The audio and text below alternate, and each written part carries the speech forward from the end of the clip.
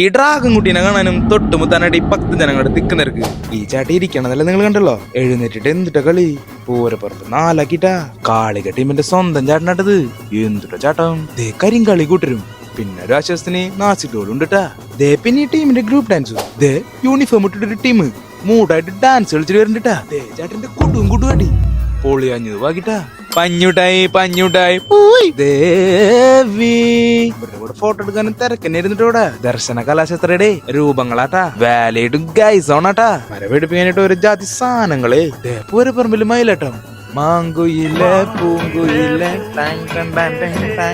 Team ശിങ്കാരില്ലേ അടിച്ചു കയറി വരണ. പിന്നില് ശിവനും പാർവതിയും കപ്പിൾസും. പിന്നെ നമ്മള് പൂരപ്പറമ്പിലേക്ക് ജോക്കറിനിറക്കി. ഇവര് രണ്ടുപേരും കൂടിയിട്ട് ഈ പൂര വാരിട്ടാ. നമ്മുടെ കൈരുള്ളില്ലേ വരുന്നേ.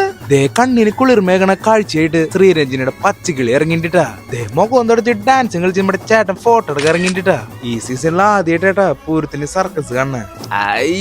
പൂരപ്പറമ്പില് പോയാ സേവാഭാരതിയുടെ മോരുമെള്ളം അത് നിർബന്ധ.